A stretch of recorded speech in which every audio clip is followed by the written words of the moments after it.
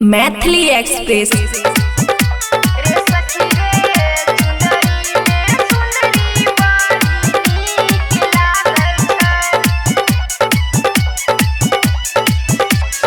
बैठल छ हंस पर मैया बिना बाली, संगे अइले मैया लेके घरे खुशहाली।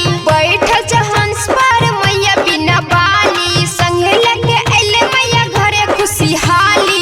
मूर्ति से हंसे मैया जैसे की प्रीति लागल छै, मूर्ति से हंसे मैया जैसे की प्रीति लागल छै। रे सखी रे चुंदरी में सुंदरी बड़ी नीक लागै छै। रे सखी रे चुंदरी में सुंदरी बड़ी नीक लागै छै।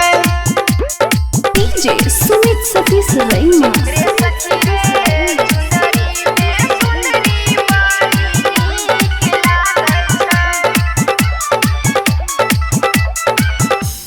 गोरे गोरे रूपवा माई के निक लगे प्यारी मुस्कान।